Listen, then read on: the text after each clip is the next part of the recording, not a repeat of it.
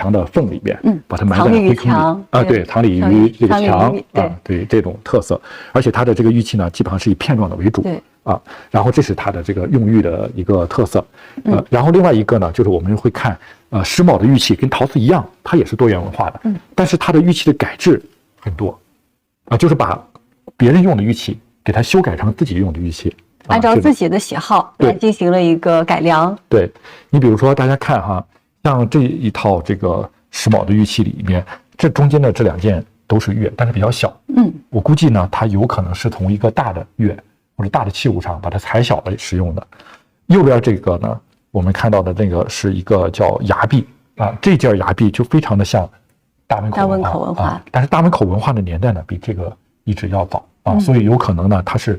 继承了大汶口文化的。但是中间这件啊，我们看到这件它就是明显的是一个改制啊，你看这边都已经破坏掉了，对吧？然后又钻了孔啊，所以这是石卯的遗址的一个重要的特点。石卯遗址它本身因为它在这个北方地区，所以它的这个石层的结构比较特色。我们看到这个里边用图片的形式呢，给大家展示出来了，就是用石头垒墙的这种垒成城墙的这种特色，中间还有刃木啊，通过这些刃木做了测年，它的年代都是在4000多年左右，就证明了跟陶瓷是一个时期。对，而且用石头来筑墙，我们知道在中国这个是比较少见的，它只是在北方地区才发现。而且这个位置都比较显要。对，在位置比较显要，非常这个明显的军事防御的一个。是的，所以它的这个门呢都是瓮城的结构，有这个门的墩台，有瓮城、内瓮城、外瓮城等等所组成的，就表明这个时期的这个社会的发展更加注重的这个防御的这种色彩。同时呢，在这些墙上面呢，我们刚才说到了，除了放一些玉器以外呢，还有一些石头的这个雕刻。大家看到这些雕刻的这些形象，这些雕刻的形象呢，据这个研究呢，它形象也很多样。比如说，它有一些形象哈，像这件的形象就是典型的石家河文化玉器上的形象，但是它把它用在了石头的雕刻上。还有一些形象像蛇等等，就跟二里头文化有关系了啊。当然，因为这个遗址延续的时间比较晚，还有更晚的时期的和欧亚草原有关的一些牛的形象也会雕刻在这些石头上。其实也是再一次体现了多元文化的多元，而且这种多元呢，能够更多的联系到这个欧亚草原，就是跟中国的外部的这种早期的这种联系也能够表现得出来，也算得上最早的一个民族交融，对这样的一个通道。我们看到这边的是我们在山西发现的和石卯遗址同时期的这样的一些石城，也就是说这些石城它的这个分布呢，一直到我们山西的这个中部，甚至到山西的南部都能够见到。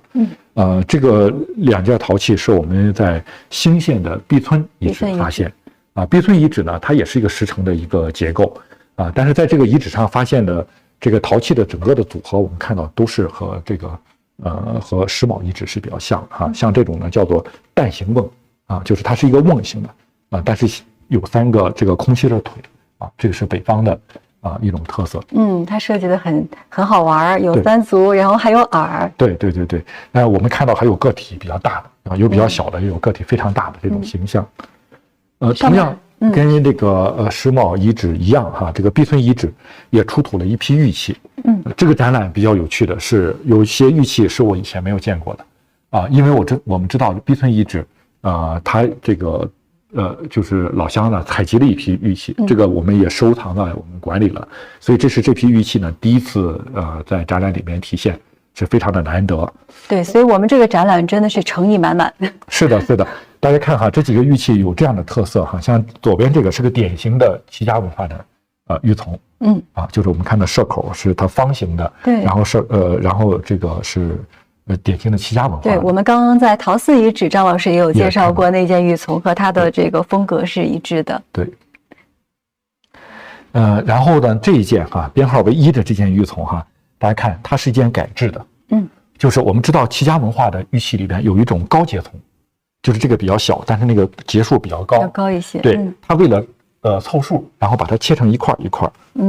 就是把它切成，所以它是一件改制的。其实也是物以稀为贵，但是它要充分发挥它的这个职能。对，你说的很对，有可能呢，随着社会的发展，大家对玉器的这个需求量比较大，这种情况下呢，大的把它切成小的来用，它为了充数嘛。充数。对，当然也说明当时的人们对于这种造型器物的喜爱。是的，是的。然后这2件呢，是我第一次在这儿见到哈。然后这件和这件的玉器，它本身这种从的形象，既不是齐家的，也不是良渚的。所以反倒这种形象，我个人认为呢，更多应该就是中原的特色。陶寺见到过类似的，所以这是中原特色，本身自身特色。但它们成色看起来还是不太一样。是的，是的，因为它是采集的嘛，我们就也不太知道它的出土背景。对，这件是一件这个绿松石的这个串石哈。这个绿松石的使用呢，在中国有很长的历史。我们知道在距今8000年前的贾湖文化，就开始使用绿松石，所以中国人一直非常喜爱用这种石头。那么绿松石在这个时期呢，它基本上我们看到绿松石的使用，它都是组合类的，因为它的这个绿松石本身很小，它的框，所以它都是把它做成嵌片或者做成串珠，这样把它串起来使用。这个在这个时期呢，我们也有这个大量的发现。展柜当中可以看到这样的一件玉簪。看到它的时候，可能女士朋友会觉得，哎，是不是和我们现在使用的这种方式一样呢？挽头发用的。有这种可能性。但是它本身呢还有一种解释，就是觉得它有可能是用在一种孤形器里边的一种玉签儿，是用来占卜用的，就是它和一个杯子，一个孤形的杯子有关，把这个签儿放在里边来摇晃来占卜。摇晃来占卜，和现在的一种占卜方式也比较是类似的因为这种占卜呢，在中国有很久远的历史。这件呢，主要是因为是玉器戴在头上，我觉得可能是有点沉了，所以也有这种可能性吧，就是当做占卜用的用具。其实我们在这儿的话呢，可以看到碧村石城的一个全景图。是的，摄像老师也可以跟进看一下，是一个平字形的建构。对，看到这个和石卯的这个瓮城是一样的结构，它只是前面是一个品字形，后面也是有这个两边的墩台，然后人要走一个瓮城才能走进城。所以想要走到这个城的最核心的地方，还是要费一番功夫的。是的，这是这个黄土高原地区在龙山我们说的这个就是这个时代尧舜禹这个时代的一个特色。那么这种瓮城的结构一直延续到我们的夏商周时期商周，特别是这几年我们在周原遗址所做的工作，我们也发现了西周的城，这个城也是瓮城结构所以我们会看到中国文明的这个用瓮城的这种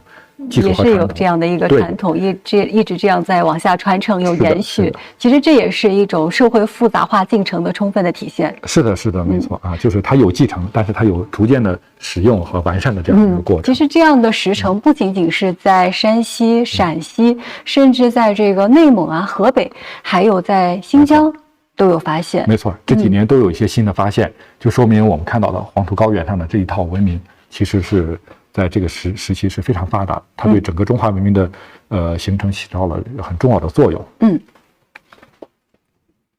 这也是在兴县碧村采集的一些玉器。是的，那么碧村这个遗址同样也能体现出来一种多元文化的特色我们看到像这一件中间，我们看到叫3连黄璧它是跟我们陶瓷看到的那件是一样的。然后这个是双连黄璧，对吧？中间这一件呢，我们把它叫做玉的这个崖壁，或者叫有的人把它叫玄机。对，所谓叫玄机呢，可能就是认为和观测天象有关，但是到底是什么功能，其实我们现在也不能够确定还有待于研究。那么这种形象的，就是崖壁的这种形象，它主要还是应该是从山东地区来的，从海带地区，然后呢，逐渐的发展到了夏代以后，成为一个主流就是所以它本身呢，这件的年代有可能在碧村遗址上是比较偏晚的。因为碧村遗址的年代本身就能够进入到夏季年的这个范围。还有这一件，对的，这件非常有趣。对，咱们看这件玉黄，也是我那个在比较少见的一件，因为这件也是一件改制器，它也是从一件玉环上面把它切出来的一个，因为所以它下面大家看到有一个缺口，就是它之前有一个功能。非常有趣的是，它这个黄的上面的这2只鸟的形象。我们知道呢，用这种黄桥形黄，然后呢上面有2个动物，比如说2只鸟2只老虎，这个是我们看到的像林家滩文化，就是在江淮地区比较常见的这样的一种特色就是在这里边出现，而且这2个鸟呢是鸟的嘴是对向的，大家如果想象一下，看起来还比较对称。对，你可以想象一下，是不是跟河姆渡文化的那个双鸟朝羊的那个挺像，当然那个年代比较早了我们只是看到了有这种比较像的特质。所以其实这个时期我们看到，这都是从方方面面都体现了一种文化的多元。是的，是的。逼存遗址呢，同样也会出土像玉钺这样的一种这个就是军权的这种象征。但是玉钺呢，我们看到这个时期有不一样的点，就是这个玉钺两边多了2个小牙，小飞牙。对。这个飞牙呢，跟我们刚才看的玄机是一样的，它都是一个时代的特色啊。在龙山的晚期到夏代的时候，开始逐渐的二里头文化的时候，逐渐的这个东西增多，一直到商的时候，这就大量的使用了。所以这个文明它不是一蹴而就，它是一直在有一个传承的这样的一个过程。过程。对，是的，没错。所以我们刚刚其实是从以陶寺文化和石峁文化为代表的这些遗址当中出土的一些精美的器物，我们了解到了在4300年到3800年大概这个时间段吧，我们的先民他们的智慧，他们创造的一些，他们做出来的一些器物，让我们能够通过张老师的讲述，满满的一个画面感，让我们看到，哎，那个时候先民他们是怎样的一种生活的状态，当然主要是贵族啊。好的，是的，这个阶段呢，其实就是传说中的尧舜禹阶段。我们明显的看到，它已经进入到文明社会了。对，它有贵族阶层，对吧？然后有大规模的动员劳力建造的石城这样的一些特色。对，但是这个时期呢，我们把它叫做古国时代。也就是说，它还是处于文明起源的早期阶段。它是处于一个文明积淀的一个阶段。文明积淀，而且呢，它的这个社会呢，并没有完整的走下去。因为不管是陶寺还是石峁，最后这个文明都没有，都不存在。它其实还主要是处于一个区域的文化。对，它是一个区域文化。所以我们把它叫做古国时期。那么在这个古国时期的延续和发展的基础上呢，这个我们包括济南、我们山西在内的，包括豫西这些地区，逐渐的就出现了更高形式的文明形态。对，这个呢，在中华民探源工程里面呢，我们把它叫做王国时期。为什么是王国时期呢？因为它和夏文化有关所以我们就进入了我们的主题了。对，这个王朝就要崛起了。中国历史上第一个王朝国家夏，在之前的积淀的基础之上出现了。是的，呈现出了我们之所以叫更加高级的风貌。那王朝它就肯定是一个世袭制的，这对应着文献里面所讲到的从公天下尧舜禹的这个禅让制，然后到禹的儿子启开始呢，就是进行了这个父承子继的这样的一种王朝的更替，这就进入到了所谓的这个家天下的这样一个阶段。那么进入家天下的王朝国家，那么这个国家里边既然是家天下，它就有了王朝的世系。那么这些世系呢，其实在传统的文献里边是有记载的比如在这儿呢，我们就看到了有这个夏王朝的这个世系表。那么这个世系表呢，是根据《史记》的夏本纪还有根据的这个竹书纪年，特别是这个古本的竹书纪年来恢复出来的一个夏王的这个世系。那么我们刚才提到了禹是第一代夏王。禹是因为他治水有功，所以就是老百姓呢选举他为这个领袖，但是他的儿子启呢替代了就是禹的继承人，所以从启开始呢，形成了家天下。那么一代一代往下传，这就奠定了我们整个的这个王朝国家的一个基础。如果按照这个记载呢，我们看到整个的这个夏王朝的世系呢，如果算上禹是14世17王那么根据古本竹书纪年的记载呢，一共是471年。但是这471年呢，当你用471除以17的时候，除以17你会算到每一个王的在位的时间20多年，还不短呢。很长。我们知道在古代的时候，人的寿命是比较有限的。如果一个王的在位时间就20多年，那我们只能认为夏王都高寿。所以这里边呢，肯定还是有一些地方没有解决，可能会存在一些不准确的一些情况。这就出现了一个问题呢，就是对我们来说，我们在研究历史的时候早期的文献，它对我们是重要的线索，但是它并不见得我们要一板一眼的去研究它，它可能它中间会有一些调整或者等等。所以这就是我们要正确的对待历史文献。我们从考古学的材料里边呢，我们再去看这样的一个过程里边呢，也会给我们带来一些新的一些认识。所以要了解我们的文化，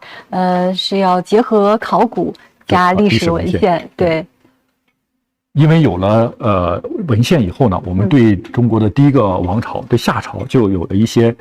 比较实实在在的一些认识。对。不然的话，我们对于这个夏的了解，尤其是对大禹就是通过一些古史传说、口口相传，然后文献记载知道大禹治水，这个禹治九州，包括这个伐三苗，对这些故事，对，通过考古发掘，然后为我们一点一点的去揭开，可以说是揭秘夏神秘的这个夏文化吧，夏王朝。是的，所以关于禹的记载很多，但是这些记载大家想啊，包括治水，包括定都治水、伐三苗，包括这个包括就是禹会诸侯这些等等，它表现的是一个对国家的这样的一种描述。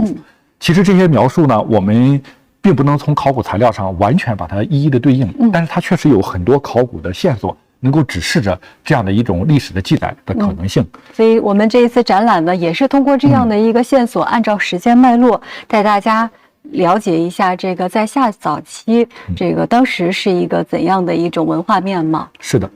夏代早期的历史呢，基本上就是在我们说的龙山文化时期。那么和龙山文化能够对应，然后和古史的这个记载这个禹的活动相关的，这样的一些这个遗址呢，比较典型的有我们看到这个王城岗遗址。王城岗遗址呢是一个龙山时期的遗址，在河南的登封。那么这个遗址上，它的这个年代能对应到这个我们所说的这个龙山的时候。然后还有一个很重要的是它的地貌，因为这个王城岗遗址的边上有一个战国时期的城，这个城呢出土过一个陶文，陶文上面有阳城，对。那么这个阳城呢考证就基本上就是能够跟禹能对应上，那就是禹都阳城。因为禹都阳城是一个重要的政治事件，因为它都阳城呢代表了它的这个权力啊，是国家的建立啊这样一件事情。我们看到的这件陶器，叫做陶盒。这件陶盒呢出土于王城岗遗址，它的形态比较有趣啊，就主要大家看它的那个把手和它的3个足，然后这个把手和3个足和这个流啊，这3套东西的组合的方式，跟我们后面看到的铜爵是一样的。然后这个铜爵和陶爵又是夏代的时期的一个重要的礼制啊，所以我们也能够看到它的渊源其实是从陶器来的，就是我们这种文化的传承。而且这件陶盒在这个最上边，还很好玩，它捏了一下做的时候。是的，是的，这是当时的一个特色，很可能它是有个盖儿的就是陶器的出土的时候，因为它是碎片化的，所以没有找到那个盖儿，但是应该它可能是有个盖儿的。很精致。是的。我们知道和这个遗址有关的还有一个特别重要的一个发现呢，就是大家看到除了这些陶器以外呢，就是这件，我没想到这件文物居然在这儿啊，因为这件呢是一件铜器的碎片，但是这件铜器的碎片，我们知道，铜器在中国发现的比较早的也有不少，但是这件的最重要的价值在哪儿呢？它明显的是一件铜容器。我们刚才在说陶瓷的时候，陶瓷我们说到了盒饭技术。但是盒饭技术在陶瓷所所铸造的是一件铜铃，是一件乐器。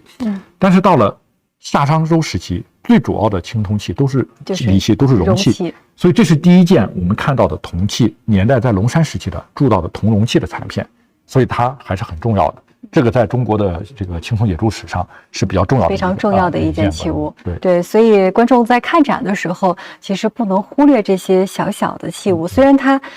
虽然它的器型不是很大，看起来好像不是那么太起眼，但是实际上它们都蕴藏着非常浓厚的厚重的文化气息。没错，是这样的它对我们了解中国的青铜冶铸史和青铜礼制是重要的一个物证。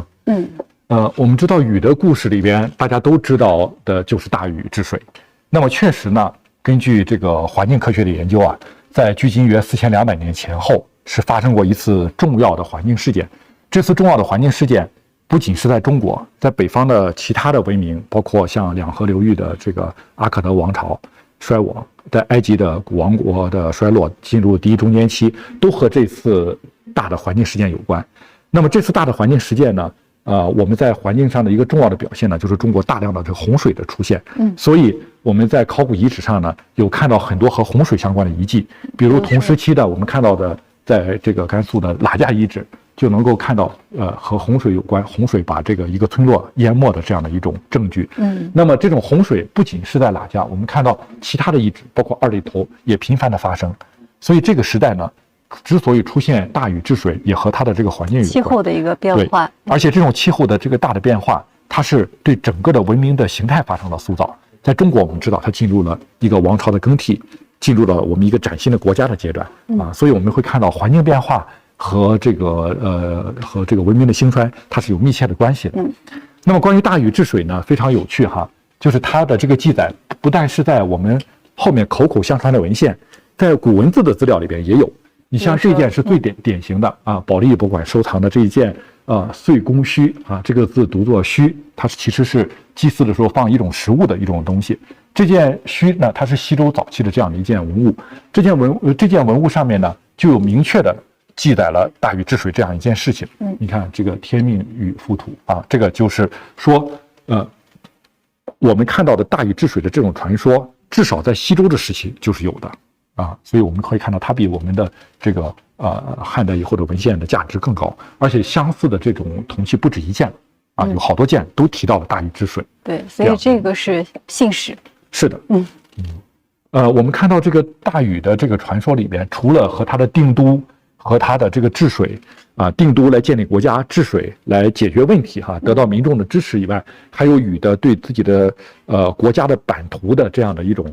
重新的这种认定，比如说禹征三苗，禹会诸侯于涂山，对吧？就是这些征三苗获得了这样的这个就是对周边地区的这样的一个疆土开疆扩土，然后禹会诸侯于涂山，然后把各方面的人都集合在一起，体现他的王权。那么禹征三苗，所谓三苗就指的是南方的一个少数民族。那么我们在考古学文化上呢，我们看到长江中游淮河流域，那么存在着同时期的我们叫做后石家河文化。那么后石家河文化的特征呢，我们其实刚才在介绍石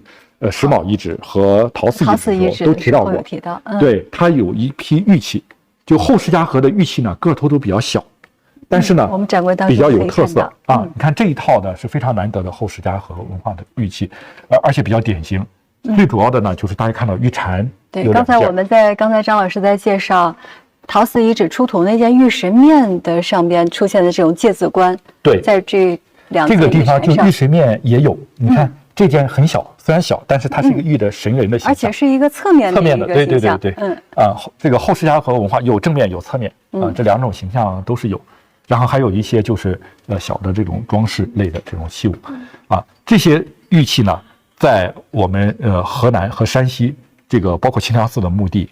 在河南包括像瓦店这样的遗址都发现过，都有发现而且呢，在同时期的后石家河文化里边，我们也能够看到大量的中原地区的因素，所以就证明呢，我们中原的文化就同时期的和大禹有关的这些文化和江汉平原地区和长江中游的联系这个呢。我们在我们的历史记载里边，历史的或者是人的，古人对之前的事情的记录里边，他用禹征三苗这个词去说，我们未必，可以说是当时确实有一个英雄人物禹带着一队人去征伐三苗，但是我们从考古发现，我们看到了中原文化和长江流域文化的这种深度的交融或许这种交融，记在了古人的这个观念里边，他把这种观念用一种人物的形象，把它这个象形化，然后表达出来这就是古。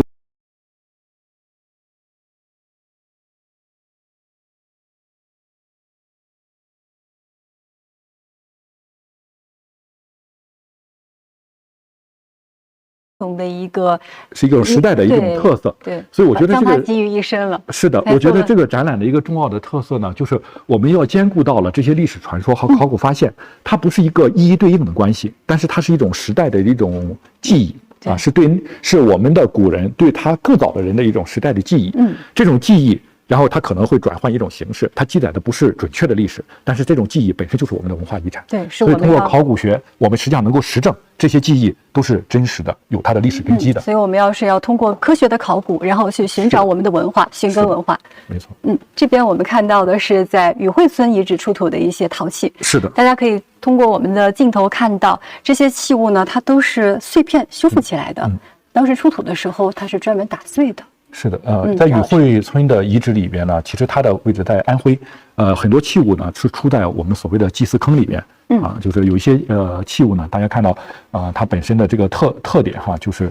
跟我们现在在山西地区看到不一样，很多和它的可能埋藏的环境是有关系的但是它的这个大的时代禹会村的这些遗物的时代大体的时代，比我们看到的大禹治水的这个时代，就是我们看到这个时代要略早一点。所以我们同样的这个问题，如果你严格的按照考古学的文化来讲的话，那么为什么这个时代早，但是在语汇涂山这个时代又跟它要对不上呢？其实我们就会看到这2个套逻辑体系里边，它其实还是有错位的大家不能完全的按照这个考古学的东西和这个历史的故事传说把它完全对应起来，但是它所反映的大的时代面貌是没有问题的。那么在夏王朝建立以后呢，就有了一些和齐，然后和齐以后的这个太康、少康等等这些历史人物有关的一些遗址了。最有典型的呢，就是我们看到的这个遗址，瓦店，对，瓦店遗址，对，这些都是在瓦店遗址出土的器物。对，一套列鼎。对，你说的非常的对。这个呢，实际上是一套我们叫汝丁足鼎。这套鼎呢，从大到小这样排列。这个跟后期的这种列鼎制度确实是很像。不但有这种列鼎，我自己在这个遗址上工作的时候呢，我们还发现过一套列的箍。还有列箍。对，那个箍是大小是从大到小，也是从大到小，而且它的这个它的这个容积也是呈整数倍的这种递减。所以说明在当时这一套制度体系已经开始有出现。对，已经开始出现。而且这个我们看到的这个遗址呢，它最接近历史传说的就是所谓的下启军台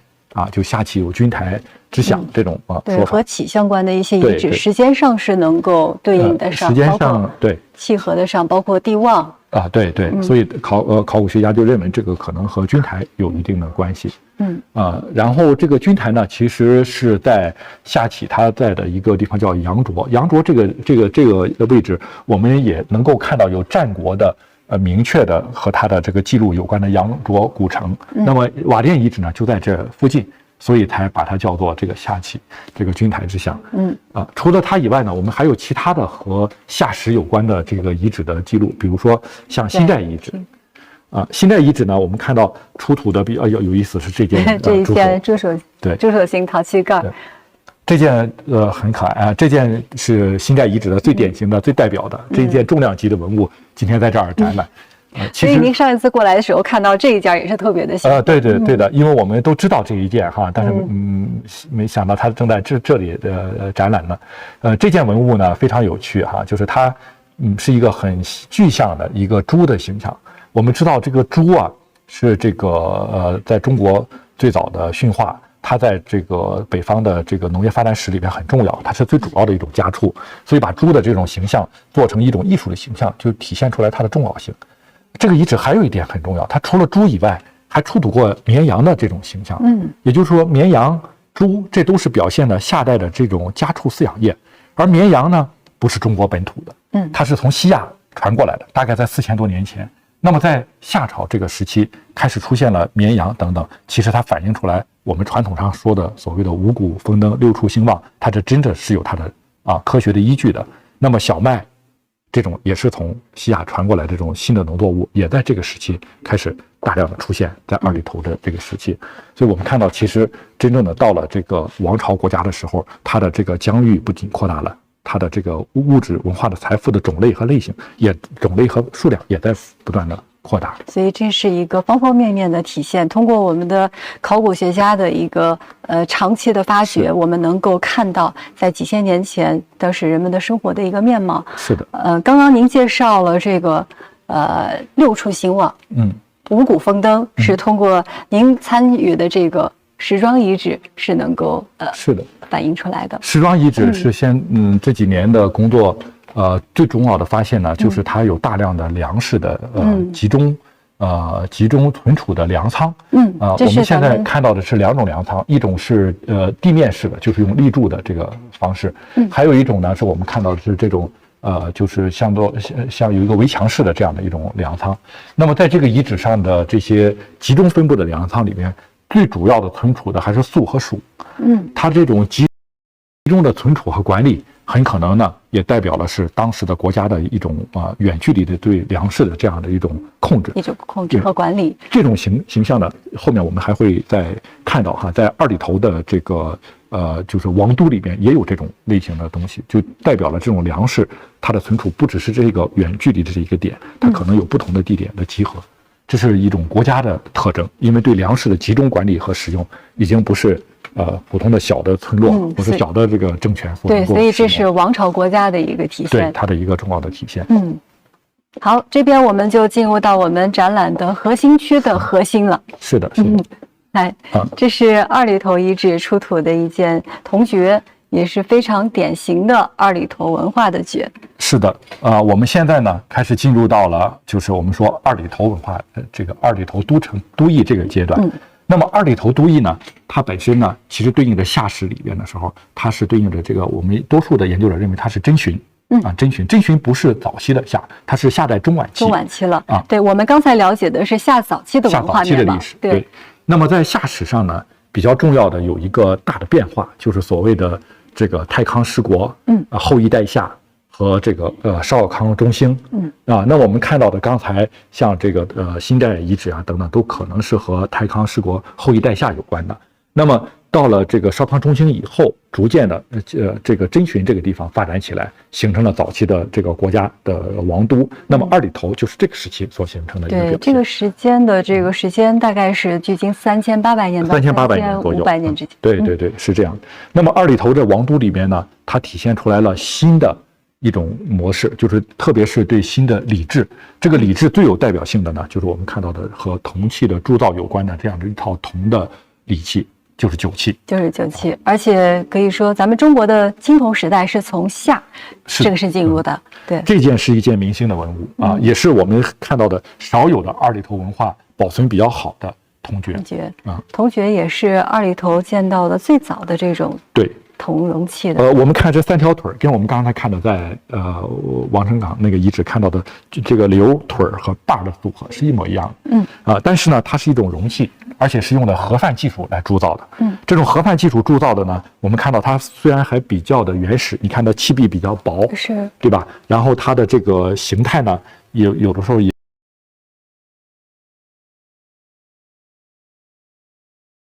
不是那么的规整，但这件已经非常规整了。但是它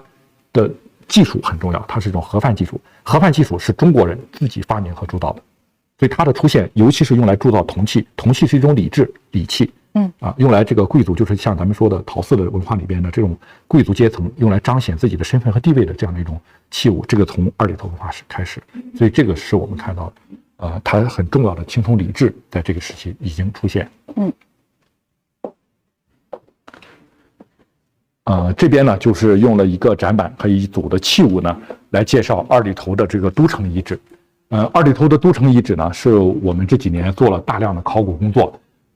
这边有一对，把它的这个基本的平面图揭示出来了。那么二里头的这个都城遗址呢，我们看到这个平面图里边非常有特色的，就是它规划的严整，它有这个现在是9宫格的这样结构，中间是宫城，非常规整对，非常的规整。宫城呢是有宫墙的，墙外面呢是有大道的道路的。那么宫城南边呢就是作坊区就是这个作坊区，这个作坊区呢也是有墙。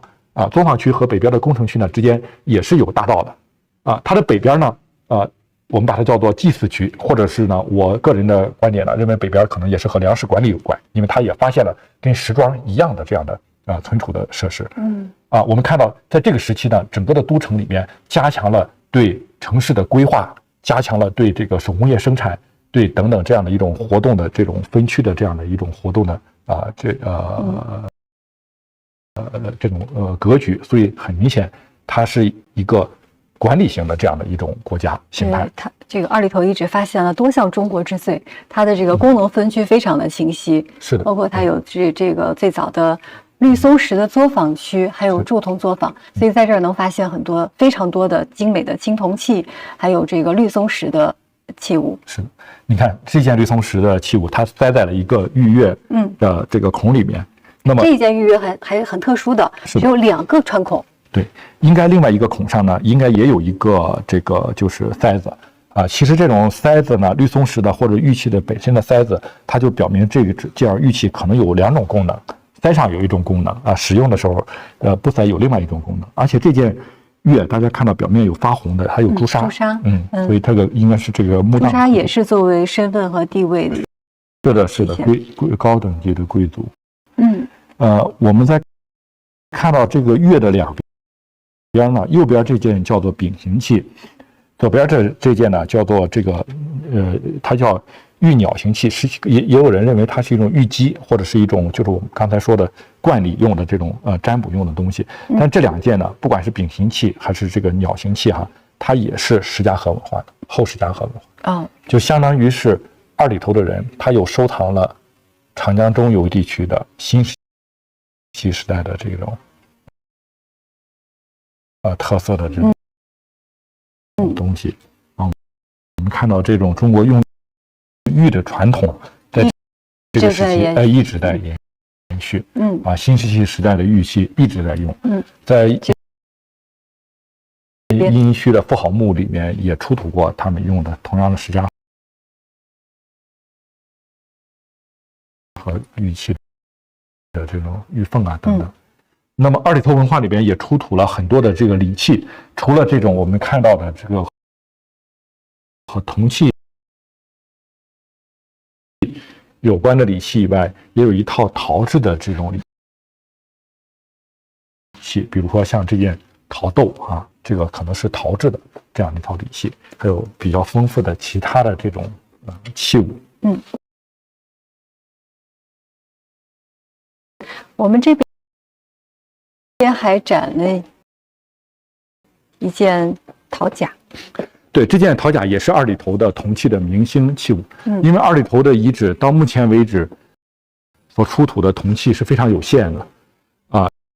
然后这个甲和刚才我们看到这个爵这两件还有钴这三种呢钴爵甲的一套的组合，我们把它称作是这个酒器的组合。这个呢是在夏代，也就是我们看到二里头文化时期就开始出现，然后到商人的时候用到顶峰，然后到西周的时候就不怎么用了。所以有人说呢，西周的时候觉得是商人嗜酒，所以导致亡国，然后就不喝酒了。对，然后就改成用这个石器鼎簋这样一套特色了。所以这套文化的来源呢，还是从二里头文化，从夏人来的。像刚才我们看到的爵，张老师，还有包括这件甲，看到它下边的这个足部都很尖，也是二里头文化的一个特征。这种比较尖的足部，主要是因为和铸造技术比较原始有关。就是它本身器物薄，这个足呢和这边复原了一个场景，宫殿的场景，这是1号基址的一个场景。张老师为我们介绍一下。好的，这个复原呢，是我们看到二里头文化的1号建筑基址，就是在我们说的宫殿区的一个复原图。那么这是一个比较典型的一个院子式的这样的一种宫殿，它的主殿呢，我们看在它的北边然后它的周围呢有这么一圈的这个围廊把它围起来。这个呢是二里头文化的4期就是它比较晚的这个阶段才出现的。更早期的二里头文化的宫殿呢，它是这个牌坊式的这样一个结构。这种结构呢，在中原地区可以追溯到我们说现在发现的亚商文化的遗址，比如说像双槐树就发现了这种一排一排的这种多进深的这种宫殿。所以到了二里头的后期呢，逐渐的发展成这种单院落式的这种结构这种呢我们看到比较有趣它前面还有一个门房，然后还是1门3道的这样的一个结构。和这个建筑相关的，我们在里面还发现了水井等等这样的一些设施，它是一个完整的一个服务的功能单元。那么宫殿我们知道在中国文化里面的重要性，特别到了商代以后，在安阳殷墟到了西周以后，都出现了大量的像凤雏这样的宫殿建筑，出现了设施。这些宫殿呢，它不是一般的场所，它是用来祭祀祖先的，所以对祖先的崇拜，这是中国文化的一个特色。在这宫殿里面，在商代的时候会发生这样的祭祀，甚至在甲骨文里面会明确的记载到他的这个先公先王的牌位都会放在这个宫殿里面所以它是一个国家的大事在祀在荣嘛这样的一种表现。在二里头遗址也是在它的中心的那个宫殿区里边发现。目前现在我们有发现吗？目前这个牌位没有，那当然那个除非是石头做的但是我们发现过西周的设石。发现过西周的设施。那么设施这个是不是有可能更早，也有可能我们最近在清凉寺的遗址叫坡头，也就发现了有一些重要的墓葬，这些墓葬上面也发现了有一些石头，有可能就是设施的来源。刚才说到这个重要的祭祀，国之大事在祀在荣，还有一个就是和战争有关。二里头时期也一样出现和战争有关的御乐我们看这件御乐制作的非常的精美造型和之前看到的龙山的有一些区别，它看到有匪牙，对吧？而且它的这个刃你看是使用过的是多层级的来磨制的，这反映出来在这个时期它的这个军事战争依然是这个国家很重要的一个内容。所以这边我们刚刚介绍过的方方面面都体现出了王都气象。它不仅是中国最早的，也规模最大的，而且也是整个东亚地区文化面貌最为可以说最为辉煌气象的一个。我们在提到这个二里头文化的时候，它不只是一个王都，它同时大家可以看到有青铜器，然后有玉器，来源很广。所以呢，它特别是出现了铜器这样一种新的物质文化的表现形式、身份地位的形式，那么就要考虑这些铜器是从哪儿来的。那么这些铜器我们知道，中原地区本身是缺乏铜矿的，对，因为铸铜还要有铜有锡，所以呢，二里头文化时期为了获得这些铜矿，就开始不断的开疆拓土，所以才说这个时期是一个广域王权的国家。是的。比如说我们在山西呢这几年做的很多的工作，就证明在晋南地区也是二里头文化的一个重要的分布的区域。对，目前发现的夏时期文化遗存，可以说星罗棋布。是的，我们看到这张图上呢，给大家展示的就是我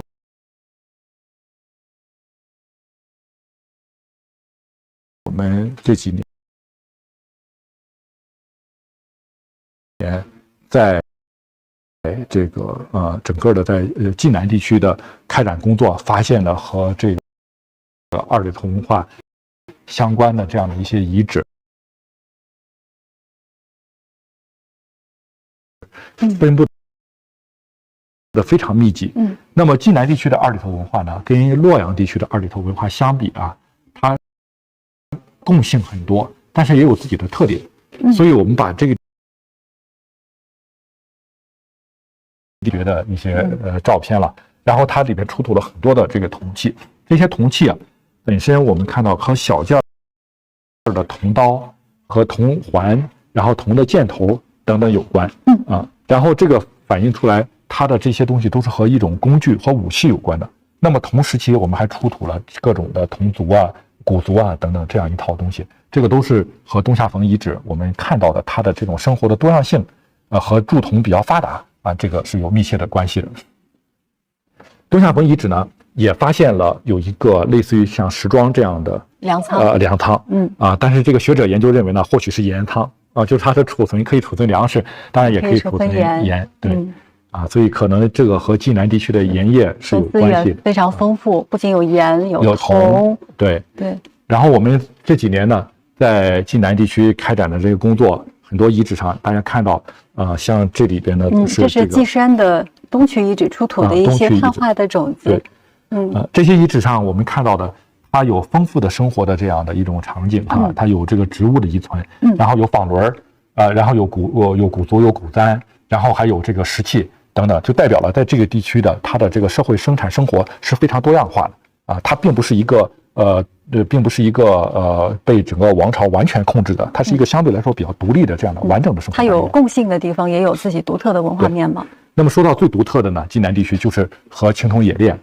有关的这套遗迹了。对，我们不仅有盐、有粮食，还有非常丰富的矿产资源，有铜。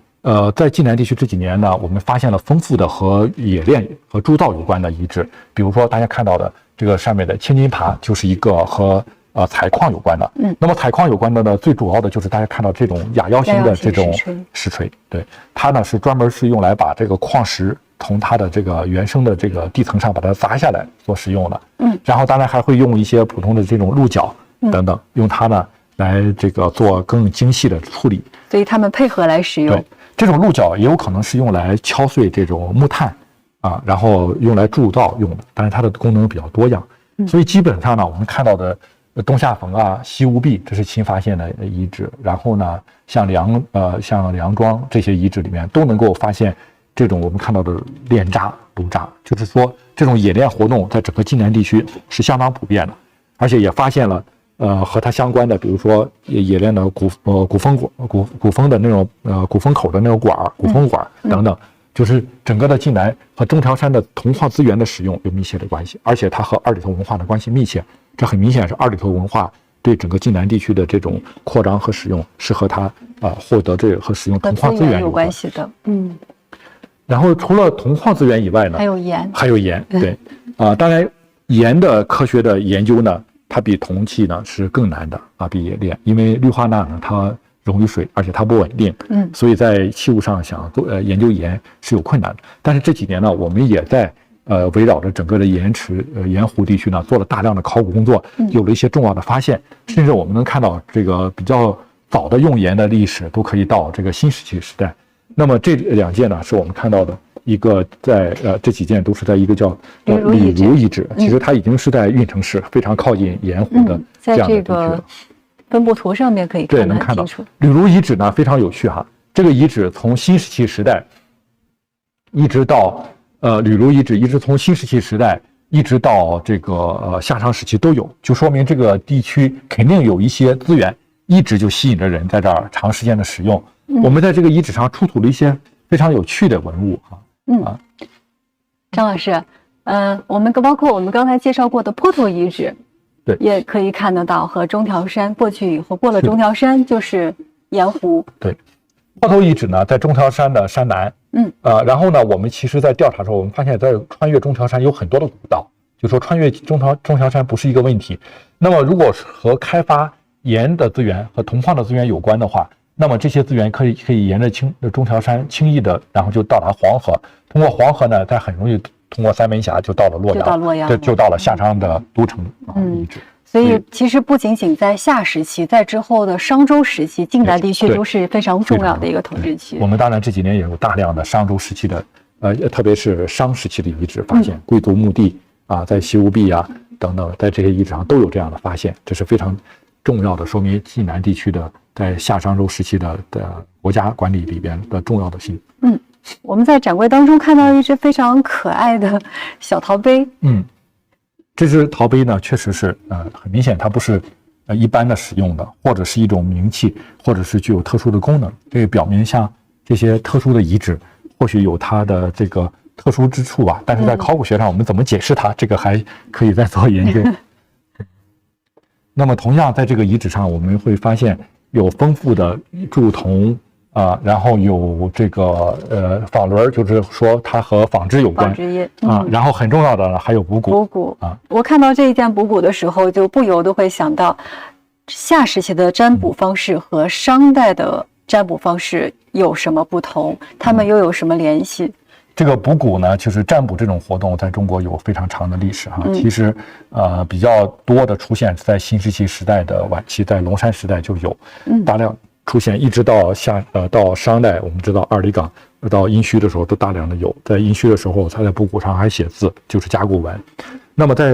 龙山时代就是我们看这件就是典型的龙山时代它用的一般是猪或者是羊的这种肩胛骨来占卜。占卜的时候呢，它对这个骨头呢不做处理，直接就是用火来烧，这是它的一个特点。所以这件夏时期的这件吕如遗址出土的补骨上面是没有发现那种裂痕的，它是没有那个凿的那种，没有凿的那个痕迹。然后到了这个商代以后呢，它开始有钻凿，它先钻一个孔，或者钻一个竖孔或者一个圆孔，然后再拿着火去烧，就能够控制它。但再早的时候是不用的，所以这件年代应该是比较早的。当然这种我们知道补骨它不是一般的，因为根据甲骨文的研究，我们知道补骨都是对重大的事情进行占卜，所以这个遗址上，吕如这样的遗址上出现补骨，也说明在这个遗址上肯定发生了重大的事情。对，古人对这个遗址、对这个区域，可以说应该是下了一番的功夫和研究。是的。您刚才在介绍的时候说到了商代的这个占卜。我们都知道商周时期这个补骨上面它有文字，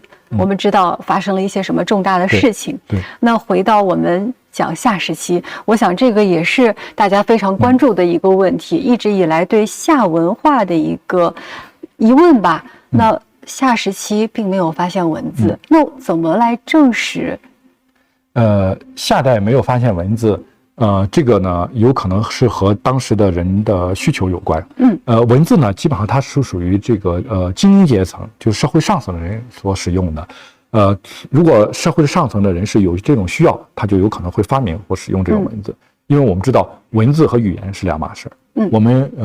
就是文盲不懂文字，他一样可以交流，对吧？所以说当时的语言是肯定有的，它只是没有书面的这种形式。那么这种书面的形式的出现在殷墟的时候是很明显的。在再早的时候，我们现在没有发现，或者没有大量的发现，很可能是它没有这样的一个社会的需求，这是我个人的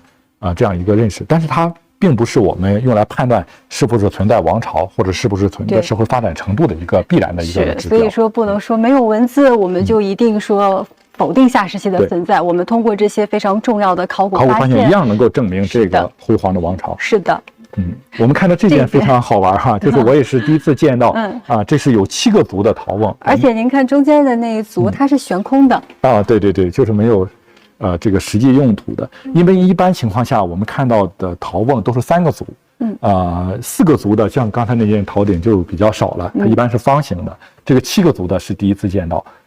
这件呢也非常有趣哈，但是这个也可能是一种即兴的创造，当然也可能是一种重要的器物哈。这个非常的特别。这是在采集的一件，对，采集的一件。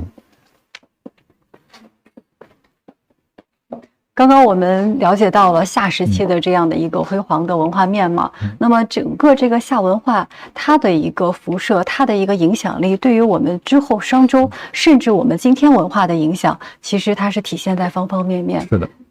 所以我们说这个夏是一个多元一体的发展过程，或者我们说它是个广域王权国家，那就证明它的影响。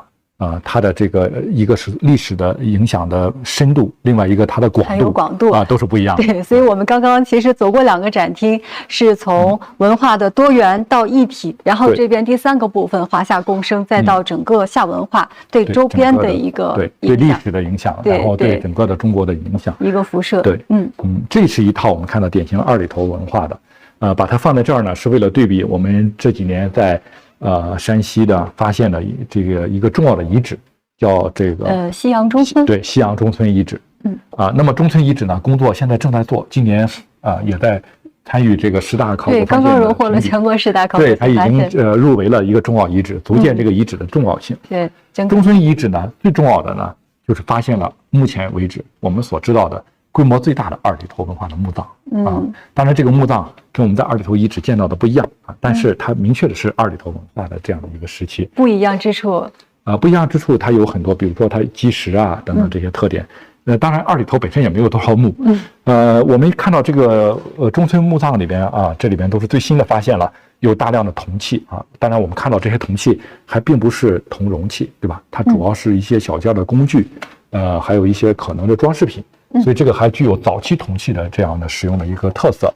也发现了绿松石。绿松石在晋南地区是比较多的，就是我们看到的，包括像东夏冯良乡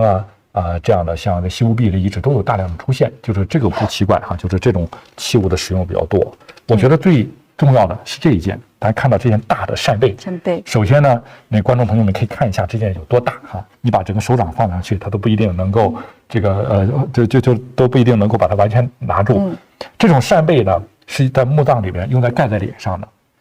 在河南的登封南洼遗址出土过一个墓葬，里面就有大的扇贝盖在脸上。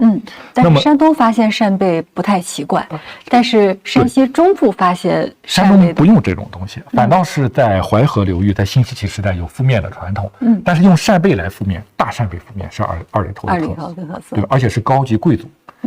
如果说到扇贝，大家可能这2年比较有印象的，就是在郑州商城有一个重大的发现。书院街出土了一个商代的贵族墓。这个贵族墓里面呢，出土过一件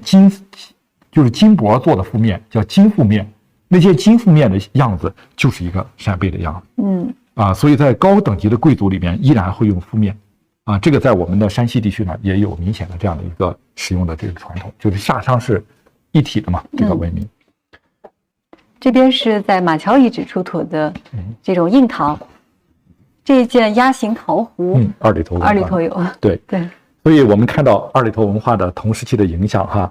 2里头遗址上也会出现一些硬纹陶，这些它们的来源就是和它同期的，像马桥文化，这是长江下游的，有这种鸭形的壶，我们看到2里头遗址也有出土。那么东南地区，中国东南地区是硬纹陶甚至瓷器的起源，到了商代以后就有了原始瓷那么这个传统我们在2里头时期就已经看到硬纹陶的这样一个使用，那么对东南地区的开发和利用就显得非常的重要了，也体现出来这个王朝开始开疆拓土，再一次反映出了广域的这种特色。那么除了东南，这就是对吧？东北地区的夏家店乡村文化。夏家店象征文化呢，就是一套这种彩绘陶为特色的，在墓葬里边非常的多，而且呢，这几年做了古丁一的研究，也明显的看到它的这个人群受中原人群的影响，就是这个是我们看到对东北地区的文化的这样的一个深刻的一个影响。二里头文化其实它更重要的一种影响，可以在一种特殊的器物上，就是我们看到牙璋。对牙璋这个牙璋呢，在中国应该说它的这个起源和发展有它自身的特色。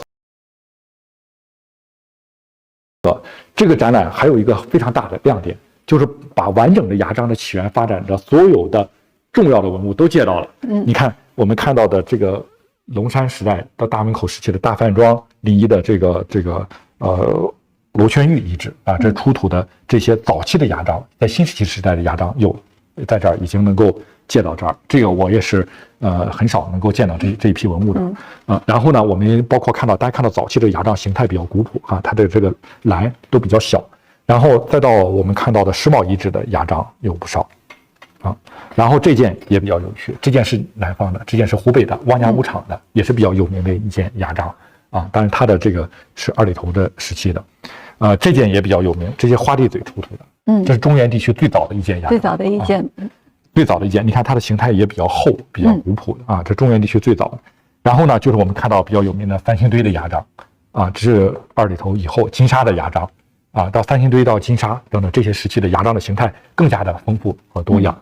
它的这个当时在二里头时期，这个牙璋它的一个重要性。牙璋呢，有一些学者的研究呢，认为它是夏文化的符号，就是夏文化的符号。如果我们把牙璋二里头的牙璋呢，大家看到就是这典型的这4件，不仅个头大，而且它的文化因素是全的。比如说有的学者像邓聪先生他们研究就认为这个牙璋的这个牙是一种龙的形象，二里头有不少龙的形象的复合，然后这种龙的形象在二里头虽然它出现在龙山时代，但在二里头形成了完整的体系，以后呢，就开始在整个中国地区传播。大家看这张图这个就是非常重要的一张牙璋的传播的图。那么从这张图上我们能看到，牙璋最早是在中原地区出现，然后呢向东南地区，大家看到像东南沿海、香港都发现过，甚至越南出境都能有。向西呢，三星堆，然后云南等等这些地方都发现过。那么也就代表了这种夏的文化的形式，夏文化的这种符号出现了以后，它是这个传播是非常广泛的。其实体现的也是一种文化的认同。文化的认同，在这个时期有各种夏的文化元素非常快的这个传播。那么说到夏文化的这个重要的元素里边我们刚才提到了，除了这个牙璋以外，还有重要的就是铜器。青铜时代的开端是从二里头文化开始的，是从夏代开始的。是的。那么这个展柜里面呢，就展示了我们国家的这个青铜文化的发展的脉络，非常有趣这几件都是特别重要的文物。这是我们目前所知道的最早的铜器青铜器，就是这个登嘉湾的。这是新石器时代发现的这样的一种石家河文化的这样的，它的年代比龙山时代比较偏早的这样一个阶段的铜器。然后呢，还有齐家文化的这种铜器，特别是齐家文化用铜器跟别人不一样，它不仅用作小型的这种装饰品这种工具，它还做了这个铜镜。这是中国最早的铜镜，个头小，而且用的典型的山字形的纹样的这种铜镜，在这个展览里面都给大家看到了。然后齐家文化用的这种铜刀的这种形式，然后还有这种装饰品然后包括环手刀，这是司马文化，这个年代要晚一些了已经有草原文化的特色了等等。我们看到这一套其实是铜器最早进入中国的特色，就是它先用铜器做的都是装饰品，铜镜或者工具武器等等，包括我们看到的像这个三官庙遗址三官庙这是另外一个故事了。但是这些都表明铜器在中国有比较早的一个初始的状态，进入到二里头文明以后，二里头文化以后，把它制作成了容器。三官庙呢，它的年代是二里头的晚期，它也用铜器，但是三官庙的重要性是它发现在安徽、合肥，所以这个跟文献记载的这个夏桀奔南朝又有一定关系了。那么它的年代也对应得上，所以这反映出来夏文化晚期的这种一种扩散的这种形态。是的，这个三官庙遗址出土的这些铜器数量也非常多，有18件目前发现的。对，而且我们很直观的可以看到，它都是出现了这种毁冰的现象。是的，这种毁冰的现象在商周时期是比较多的。它可能是和它的这种一种文化的习俗有关。那么这个铜器我们刚才提到在二里头文化时期，它跟之前不一样的点就是把铜器开始制作成礼器和礼制。其实用器物用酒的这种礼制，我们刚才看到的这些铜器，它有更早的龙山时代的这样一种传统。所以到了二里头时期呢，它依然会用陶器继续在做酒的礼器，比如大家看到这个陶的爵，然后陶的盒和陶的甲这个本身它用的是一种特殊的陶器，就是我们看到这种白陶或者是红陶的这种形式来表现。那么这种白陶和红陶其实本身在龙山文化时期就是一种比较高等级的用酒用水的这种器物。那么到二里头时期，我们看很明显都开始做这种铜器了。所以这个酒文化它最早我们可以上溯到龙山文化时期，然后到然后到大汶口，然后再往后面走的话，到夏，再到之后的商。是的，我们会看到这种文化在不同的材质之间的传递，在陶器里面传递到铜器，这种铜器型之间它是，但是它的内容是一致的但是它在不同的类型的器物上、材质上进行传递。二里头还有一个很重要的特色呢，就是在这个时期形成了一种新的图腾。我们说中国人是龙的传人，对，那我们看到是我们展厅最后一个部分的落脚点，落到了龙这个我们中华民族精神图腾上的一个体现。是，那我们先看看中国传统的龙有哪些呢？比如说我们看到最代表的，就大家知道这个是红山文化的龙，我们把它叫做玉猪龙。这两件也是很重要的玉猪龙的这个特色非常有名的玉猪龙，非常有名的。对，在这个考古报告里面都能见到，经常见到两件玉猪龙。它可能是一种，比如说一种动物或者蝉呀，或者什么这种蜕变的这种一种动物的形象。当然也有人说它代表猪，就是猪可能是财富是一种龙的形象的来源。那么同样呢，在这个良渚文化里边也有这种龙，我们叫龙首形器。你看到这两种龙，就是红山文化的和良渚文化的龙，还是有比较相似的点，因为都是卷曲或者用在一个卷曲的这样的一种形态上。这是新石器时代的用玉器来塑造龙的形象，早期的一种龙的形态。新石器时代呢，还有用陶器来塑造龙，比如说呢，另外一种形象，这个可能和猪有关，那就是和蛇有关。这是陶瓷出的盘龙你看到这件，它的身上有这个鳞片，然后这个龙呢，这个蛇嘴里还吐出来这个须子这种形象有的这件没有就是这种形象，其实它是一种蛇的形象。蛇的形象在二里头也有，你看这个也有须子也吐出来须子，它明显的是一个蛇盘在一起，而且有鳞片。这也是在高等级贵族大墓里边发现的。对，在贵族墓葬里面。那么蛇的形象，蛇龙在二里头也有，比如说这个更明确，这二里头文化出土的这个蛇，在石卯遗址也有，就是蛇的龙的形象。但是二里头出现这种新的龙的形象非常有趣，就是这件陶片上面可以看到的。这件呢，与一般我们看到的所有的猪龙蛇的龙其他龙都不一样。它是一件新的龙的形象，这件我没想到原来在我们这个展览里边有，它是非常有名的一件，但很多研究的学者都会引用这一件。它出土在我们说的新寨遗址新寨遗址，它的应该是一个很大的一个器物的盖的一部分。你看它的这个龙的形象，已经是一种和我们后期见到的饕餮纹比较像，而饕餮这种动物在现实中是没有的，它是一种多种形态的一种组合，所以你看到有两个眼，有须子。然后这种形态和我们的饕餮纹很像，但是和二里头遗址更像。大家可以回过头来看这件就是这件是我们中华第一龙这是二里头的遗址，对，绿松石龙。然后这件龙的形象和这件的形象是一模一样。那就是它的这个龙嘴的形象，它很可能它是用的是一个什么呢？用一个老虎的头，然后再加一个蛇的身子，然后再加上它的这个各种各样的器物的这种组合，所以就代表了呢。在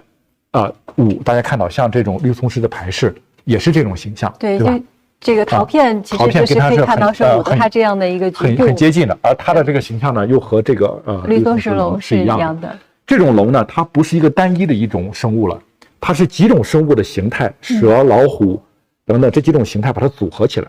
它就体现出来一种新的图腾。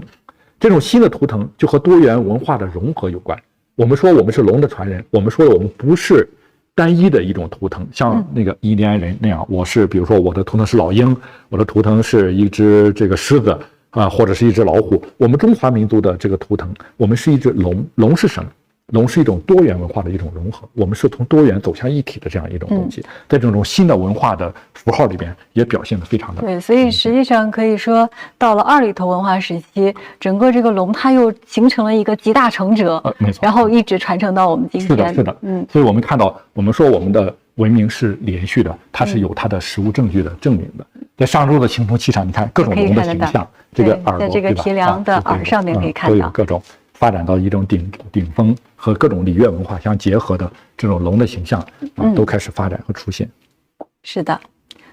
那介绍到这里呢，我们的展览也接近尾声了。最后呢，再请张老师为大家再小小的总结一下，我们到底应该怎样去认识夏呢？如何去认识夏时期的中国的面貌？好的。我们通过这个展览呢，其实我们能够很多信息表达出来。我觉得比较重要的就是我们知道夏王朝它代表了我们国家最早的一个王朝的形态。那么这个最早的王朝是怎么形成的？这对很多的原生文明来说都是一个重要的一个话题。通过我们的考古的工作，还有我们对历史文献的这样的一个记载，我们能够看到夏的形成，它本身就代表了一个从多元走向一体的中华文明的这样一个过程。那么在这个过程里面呢，考古材料给了我们一个科学的这样的一个科学求真的这样的一种认识。那么这个认识里面，在中华文明探源工程里面，我们看到很重要，它是一个